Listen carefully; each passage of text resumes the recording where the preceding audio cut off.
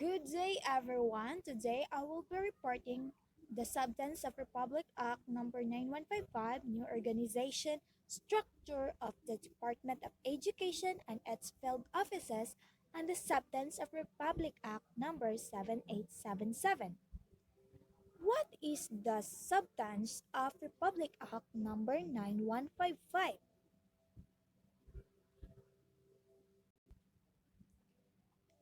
The act shall be known as the Governance of Basic Education Act of 2001.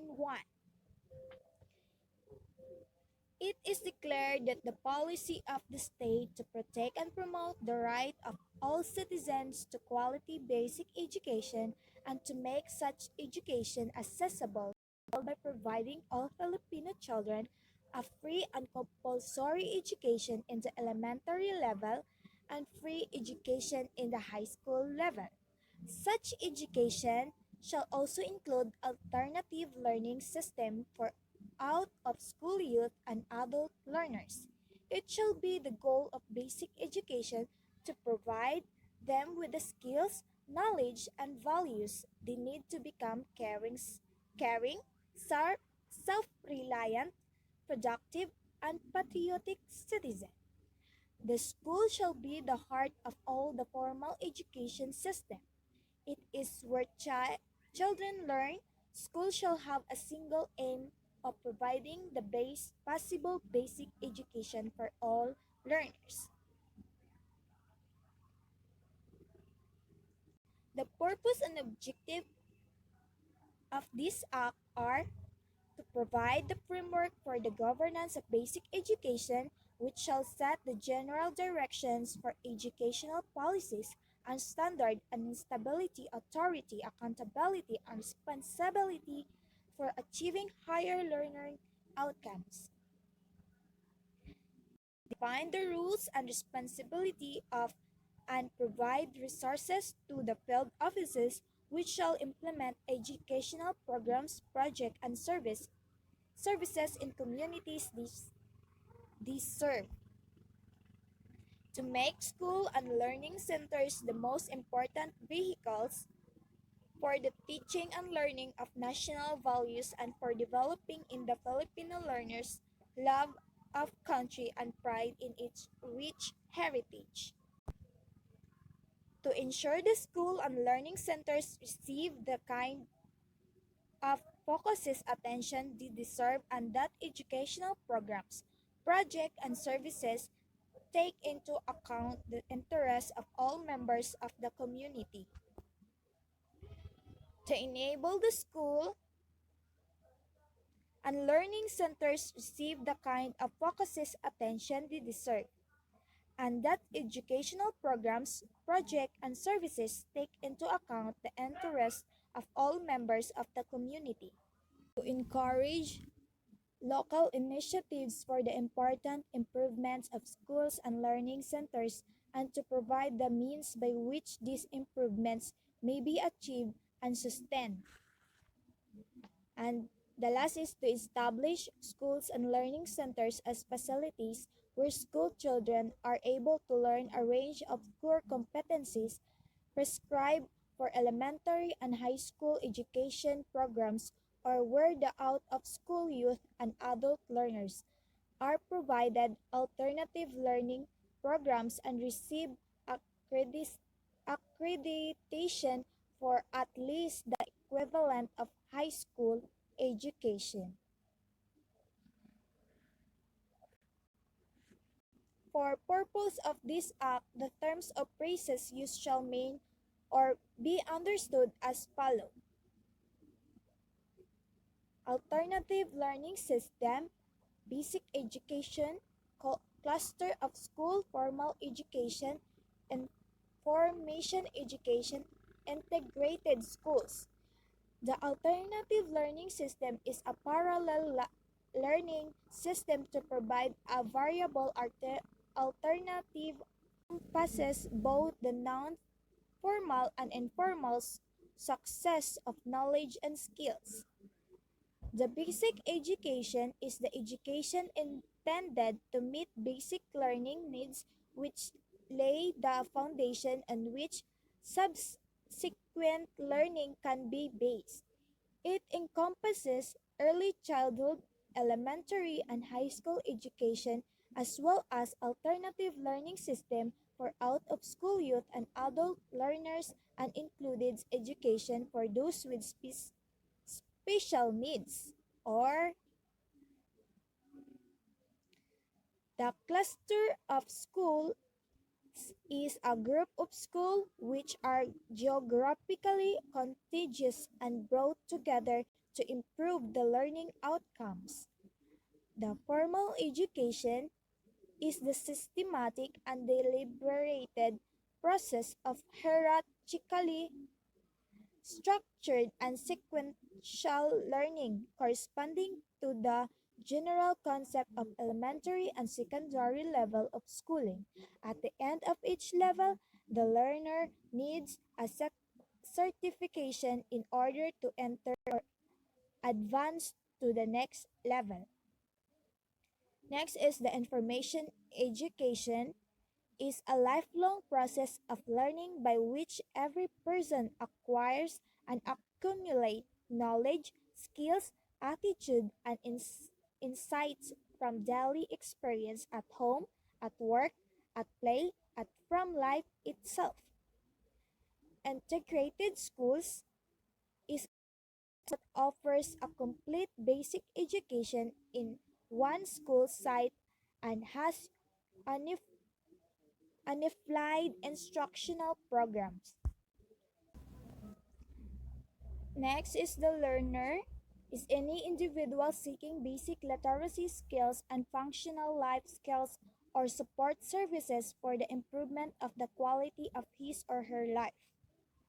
Learning center is a physical space to house learning resources and facilities of a learning program for out-of-school youth and adults. It is a venue for face-to-face learning activities and other learning opportunities for community development and improvement of the people quality of life. Learning facilitator is the key learning support person who is responsible for supervising, facilitating the learning process and activities of the learner. Non-formal education is any organized systematic educational activity carried outside the framework of the formal system to provide selected type of learning to a segment of the population. Quality education is the appropriateness, relevance, and excellence of the education given to meet the needs and aspirations of an individual and society. School is an educational institution, private and public, undertaking educational operation with a specific age, group of pupils, or students pursuing defined studies and defined levels, receiving instruction from teachers, usually located in a building or a group of buildings in a particular physical or cyber site.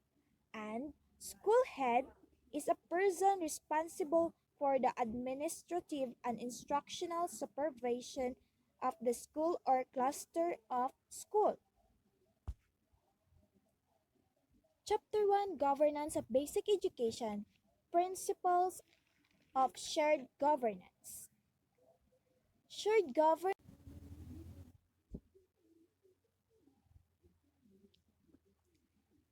Section 5, Principles of Shared Governance. Shared governance is a principle which recognizes that every unit in the education bureaucracy has a particular role, task, and responsibility inherent in the office and for which it is principal accountability for outcomes. Governance, the Department of Education, Culture, and Sport shall be called the Department of Education.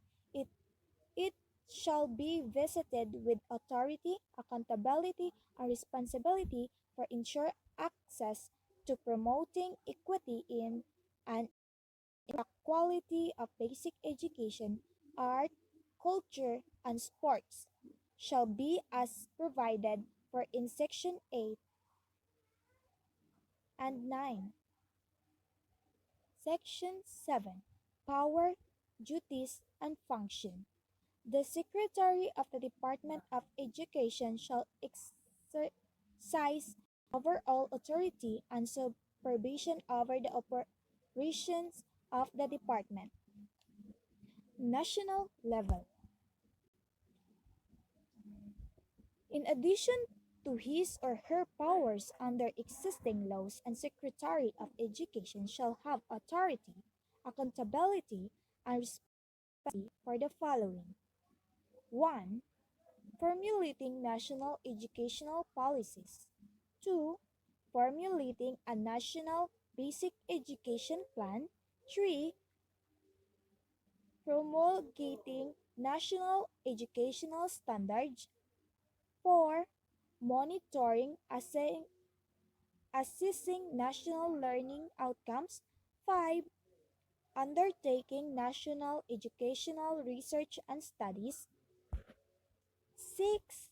Enhance the employment status, professional competency, welfare, and working conditions of all personnel of the department. And the last is enhance the total development of learners through local and national programs and or projects. Regional level. There shall be as many regional offices as may be provided by law. Each regional office shall have a director, an assistant director, and an office staff for program promotion and support, planning, administrative, and fiscal services.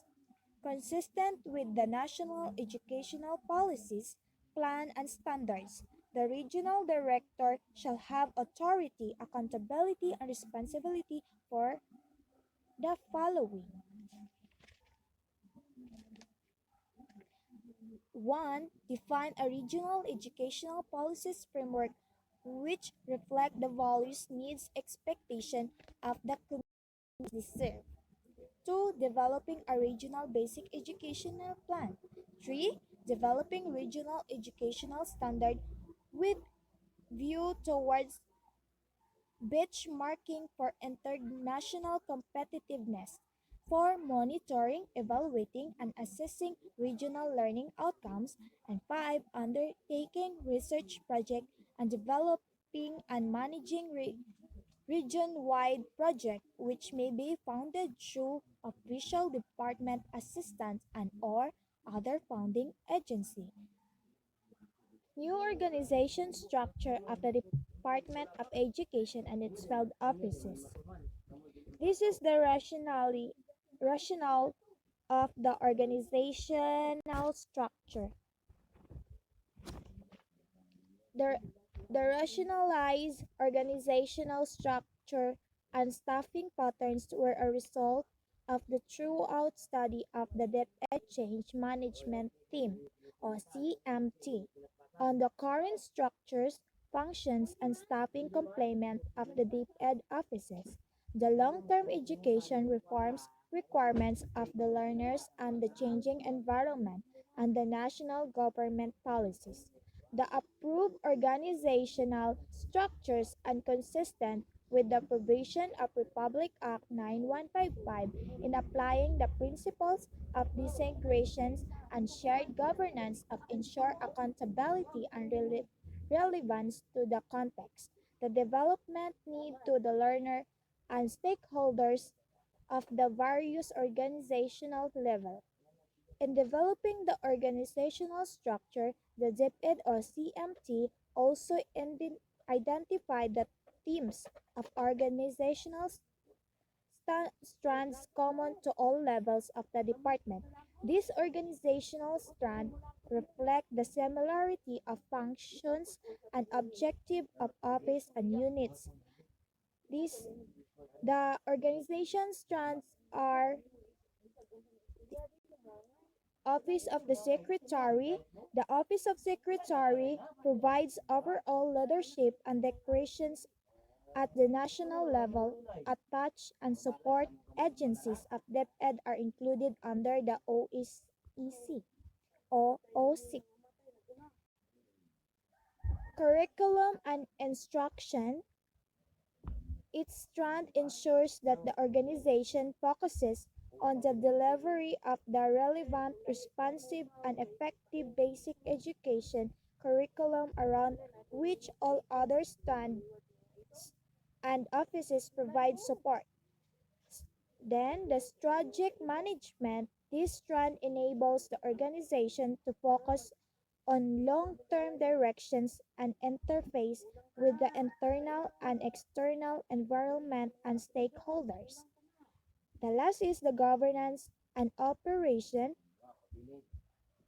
This strand ensures the capacity of the organization to continuously improve and be strategic in managing the environment for which teaching and learning takes place. In accordance with Republic Act 9155, the Secretary of Education delegates the supervision of field offices to the Undersecretary for Governance and Operations. Then the The offices of regional director provides leadership and management of the department's mandate at the regional levels, and the office of the school division superintendent provides local management and administration of the department mandate at the school division level. Legal and legislative affairs. These strands enhance capacity of the organization to deal with legal matters and to be proactive in moving forward its legislative agenda. Finance and administration. These strands ensure the efficiency to support the organization as a whole to focus on its core business and thus attain its targets through the provisions of finances and administrative services. This is the following organizational actions were taken on the existing offices. To be retained, offices to be retained or renamed in the new structure. Then, office to be transferred to other bureaus, service, or organizational stand. Then, offices to be merged or consolidated due to similar in objectives, functions. Offices to be upgraded or elevated to address critical functions or adhere to existing governance insurance, then offices to be abolished, but whose functions will be absorbed by other offices in the rationalized structure. And the last is offices to be created to address critical functions performing by ad hoc committees or prescribed by government insurance. Statutory provision. Given the changes in the organizational structures and functions of DepEd offices, the offices are given until the end of December 25 to complete their transitions and be operational in the rationalized structures. The compilation of the transitions may be in different phases of offices due to their nature and scope and their respective transition processes. The new Bureau of Human Resources and Organizations Development or BHROD under the Office of the Undersecretary for Governance and Operations shall take the lead in managing the transitions of offices and personnel to the rationalized structures. This shall be done in collaborations with the head of offices for each strand, bureau, or service or division unit. Republic Act Number 7877. This act shall be known as the Anti-Sexual Harassment Act of 1995. What is sexual harassment? Sexual harassment is the dignity of every individual, enhance the development of its human resources, guarantee full respect for human rights, and uphold the dignity of workers, employees, applicants for employment, students, or those undergoing training, instruction, or education. It is included in PCL's Employees Code of Discipline under Rule 2, Act of Decency and Moral. Types of sexual harassment. There are three types of sexual harassment: the verbal, visual, and physical harassment. First is the verbal harassment. Verbal harassment, it is a type of harassment that makes employees feel less comfortable, humiliated, threatened, and intimidated. This is the sum of example of verbal harassment: the sexual stories, sexual jokes, and sexual rumors. The next is visual harassment. Visual harassment is an assault to the sense of sight where someone exposes her or his private parts or pretendly stares at another person's body parts in a way that is offensive or uncomfortable for person. This is some of examples in visual harassment is malicious staring, poster, drawings, pictures, email, or text of sexual natures. The next is physical harassment. Physical harassment is an act where someone inappropriately touch you against your will. This is some of example in physical harassment: inappropriate touching, rubbing, impeding, or blocking of movements, then sexual gesture. To, pre- to prevent this sexual harassment is be knowledgeable about anti-sexual harassment, report to HD when you see or hear it, then treat everyone with respect so that we prevent this sexual harassment. Then the consequences if you do the sexual harassment is disciplinary action like writing warning, suspension, then demotion, event termination, then lawsuit.